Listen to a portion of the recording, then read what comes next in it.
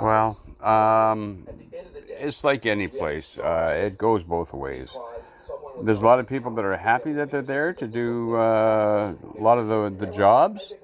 I think they're happier with the Filipinos than they are of the East Indians because right now the East Indians are completely invading the country, and not too many people are happy about that.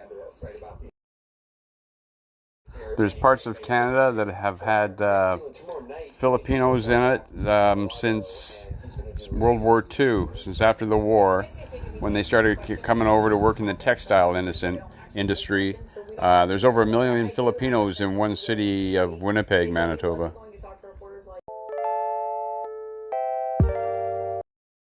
That's an interesting question. I had some Filipino friends back home. Ones that I worked in the gas station or a restaurant near my house, so I always got along great with them. But the problem is segregation. They stick together. I was at two Filipino parties, and I was the only white guy. So yeah, they stick together. They don't have a lot to do with the foreigners. Education and culture is a big gap, and unless you're willing to learn it, you're not gonna really mingle together.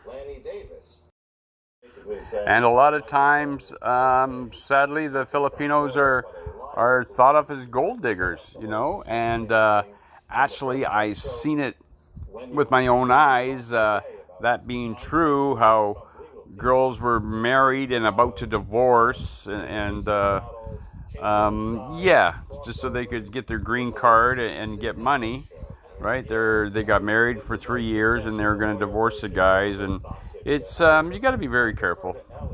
There's good and bad in everyone.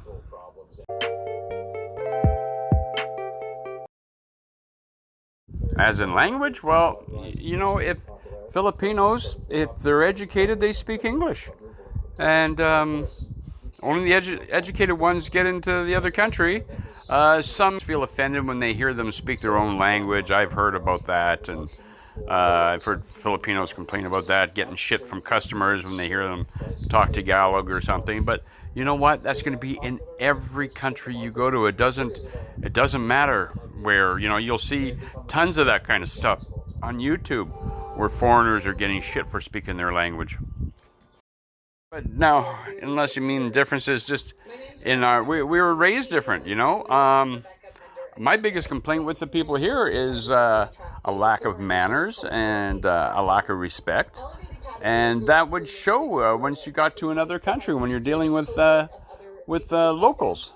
They would notice the lack of please and thank you and stuff like that, right? And, is there anything worse than when you're in a line up here and someone buds in front of you? You wouldn't do that to somebody back home. It's just very rude. You know what? Honestly, I never lived around Filipinos back home, so I can't answer that one. What are the different behaviors of Filipinos that are not acceptable? I don't know, because I just never lived with them.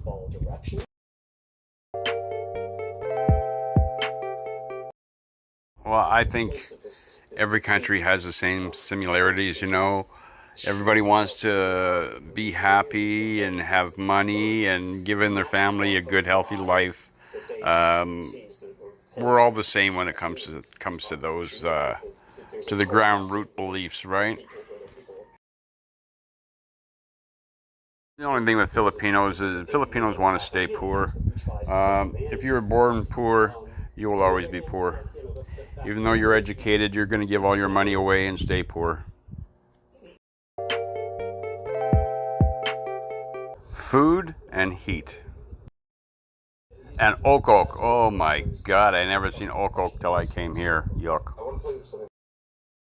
Yeah, I knew you'd laugh at that. No, I said it before. Educated Filipinos speak English. It's a lot different talking to you and land than talking to Lolo and Lola. You know, it's just how it is. If you're educated, you know English. Otherwise, they struggle watching it off the TV, learn little bits here and there, right? But that's why I started coming here instead of Thailand or Cambodia or anywhere else, is because I came here by myself and I could speak English. I could communicate with people.